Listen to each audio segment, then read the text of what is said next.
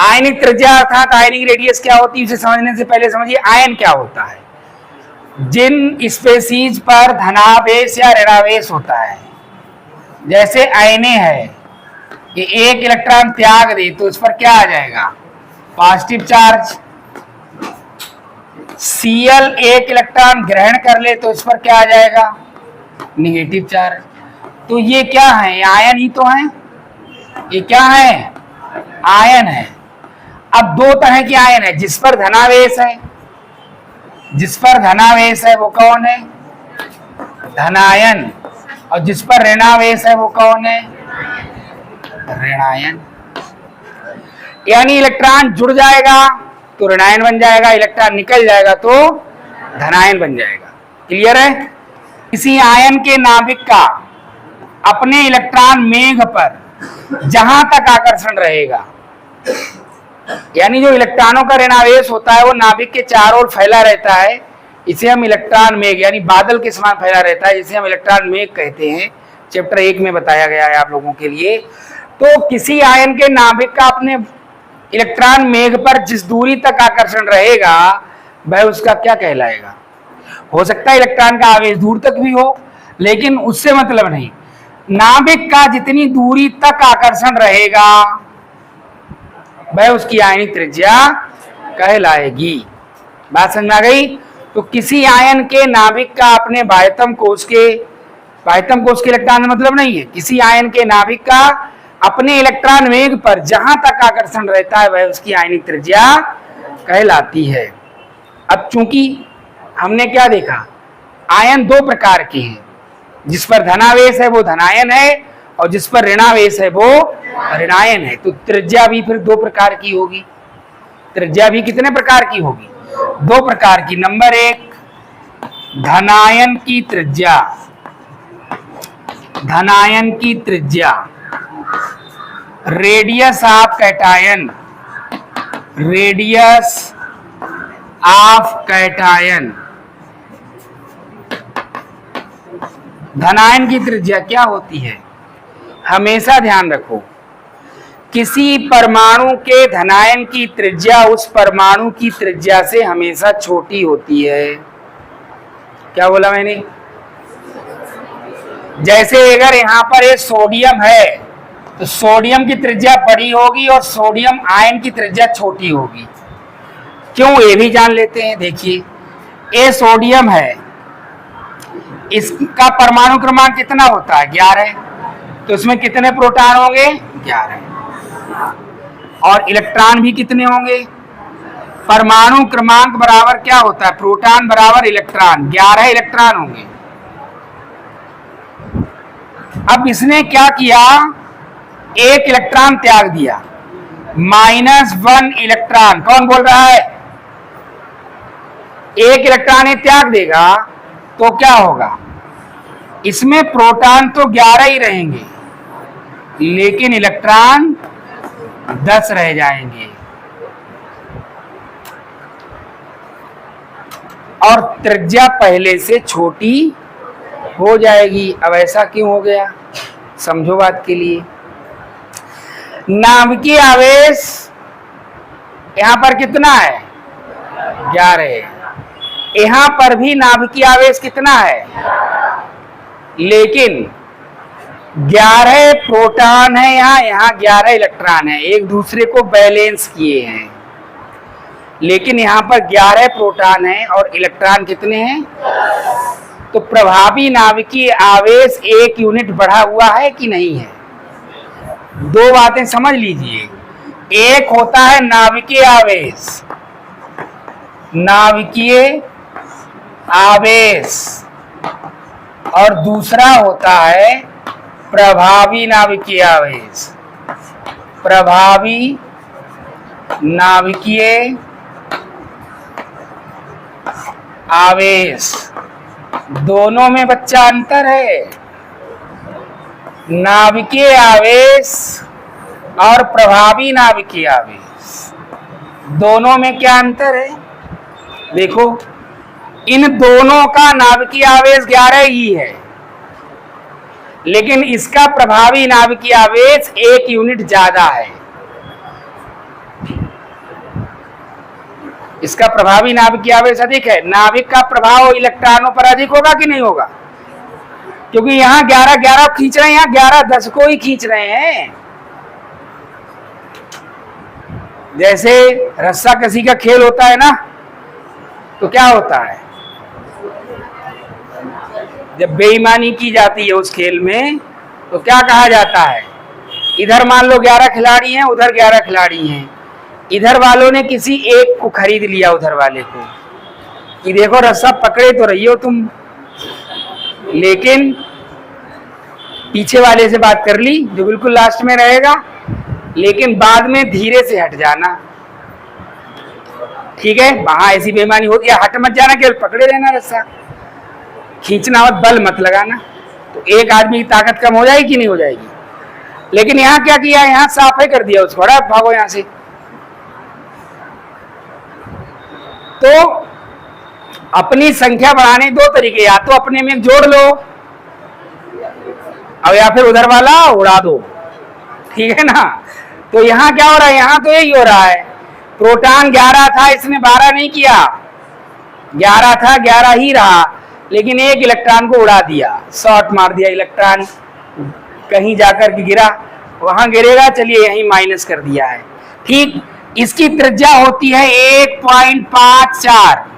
पहले समझो ये कौन है, यह सोडियम परमाणु है ये, और जानते हो इसकी त्रिज्या कितनी होती है, 1.54 एंगस्ट्रॉम होती है।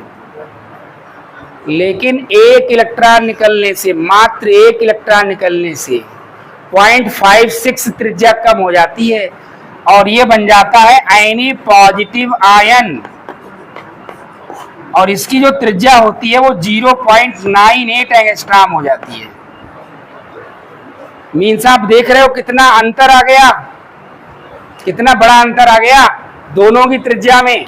तो हमेशा ध्यान रखो कि किसी परमाणु के धनायन की त्रिज्या उस परमाणु की त्रिज्या से हमेशा छोटी होती है। क्यों छोटी होती है? क्योंकि उस परमाणु में से एक इलेक्ट्रॉन निकल जाने पर प्राप्त धनायन का प्रभावी नाभिकीय आवेश बढ़ जाता है, बढ़ा नहीं है, बिना बढ़े बढ़ गया। क्यों? दूसरी साइड का एक कम हो गया। इसलिए जब विभीषण रामादल में आ गए तो राम की ताकत दोगुनी हो गई, समझ रहे हो, होगी कि नहीं? विभीषण ना आते तो शायद रावण को मार भी ना पाते, बताइए। तो यही तो हुआ, एक इलेक्ट्रॉन निकल गया, एक इलेक्ट्रॉन ने यहाँ से साथ छोड़ दिया, तो ये 11 प्रोटॉन पहले भी थे, 11 प्रोटॉन अब भी है, लेकिन इन्होंने ज्यादा फोर्सली, ज्यादा ताकत से उसको अंदर खींच लिया और त्रिज्या कैसी हो गई, छोटी। तो किसी परमाणु के धनायन की त्रिज्या उस परमाणु से हमेशा छोटी होती है। कारण क्या है? कारण क्या है? क्योंकि एक इलेक्ट्रॉन जब निकल जाता है तो प्राप्त धनायन का प्रभावी नाभिकीय आवेश कैसा हो जाता है? प्रभावी नाभिकीय आवेश यहां पर बढ़ जाता है, बढ़ जाता है। क्या? इफेक्टिव एटॉमिक नंबर बढ़ जाता, प्रभावी परमाणु क्रमांक बढ़ जाता है इस वाले केस में। अब दूसरा केस देखो, ऋणायन की त्रिज्या में देखिए, 1 मिनट, ये सब मिटा दें, इसकी जरूरत तो नहीं है। रेडियस ऑफ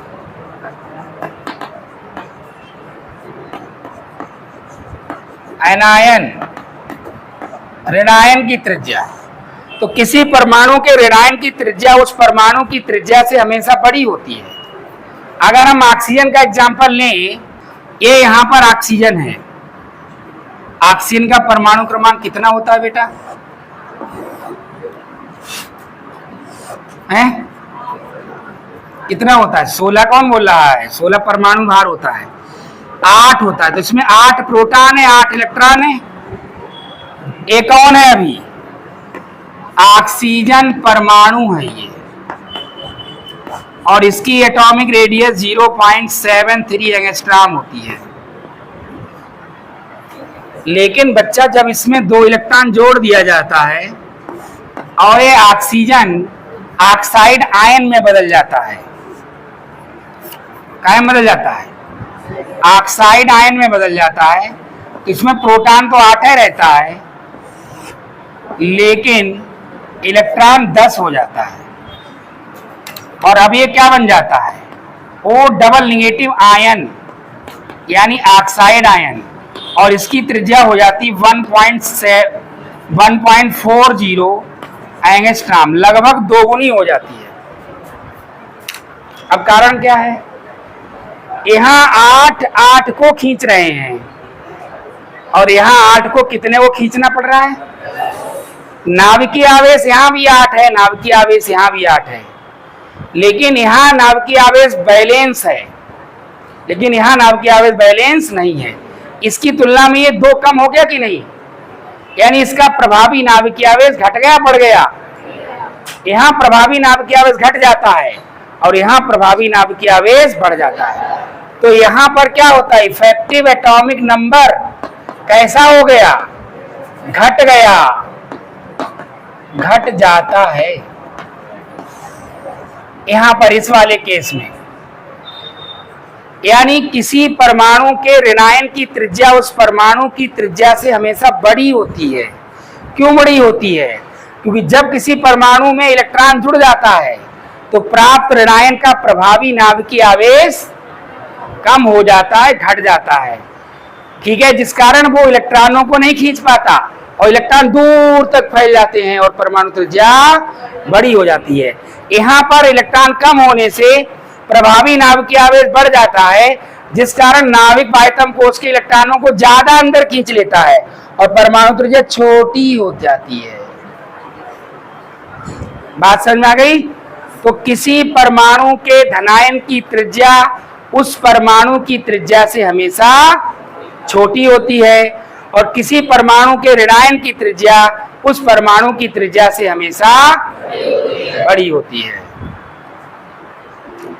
अब इतना दिमाग लगाओगे तो भूल जाओगे, इसलिए कॉन्सेप्ट दे रहा हूं, ध्यान से सुनिए, ट्रिक बता रहा हूं। सीधी सी बात यह है, धनायन कब बनेगा? जब इलेक्ट्रॉन निकल जाएगा। और किसी के पास से कोई चीज घट जाए तो उसका साइज छोटा हो जाएगा। ऋणायन कब बनेगा? जब इसमें इलेक्ट्रॉन जुड़ जाएगा तो उसका साइज बड़ा हो जाएगा। सिंपल सी बात है। ठीक है,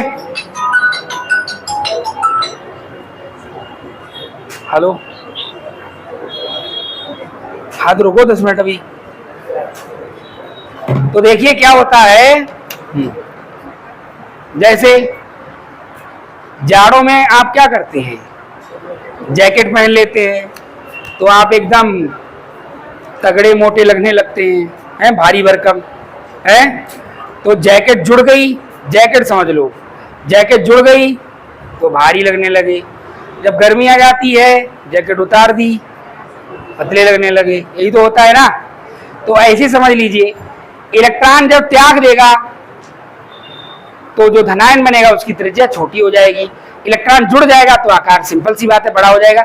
इस तरह से याद रख सकते हो। जब इलेक्ट्रॉन त्याग देगा तो नाभिकीय आवेश, प्रभावी नाभिकीय आवेश उतना ही रहेगा, ध्यान दीजिएगा इस बात पर, लेकिन प्रभावी नाभिकीय आवेश बढ़ जाएगा। तो अगर आपसे कोई पूछे कि किसी परमाणु के धनायन की त्रिज्या उस परमाणु की त्रिज्या से छोटी होती है, क्यों? तो एक वन वर्ड में क्या आंसर है? नाभिकीय आवेश बढ़ने के कारण। और ऋणायन की त्रिज्या उस परमाणु की त्रिज्या से बड़ी होती है, क्यों? नाभिकीय आवेश कम होने के कारण। क्लियर है? ये सवाल ऐसे भी पूछा गया एग्जाम में, एसबीएम में ही आया है 1-2 बार, कि Na पॉजिटिव आयन की त्रिज्या Na परमाणु से छोटी होती है, कारण सहित स्पष्ट कीजिए। तो इसमें जो मैं लिखाऊंगा वही आपको एग्जाम में लिखना है। क्लियर हो गया कि नहीं? बोलिए, तो लिख लीजिए अब।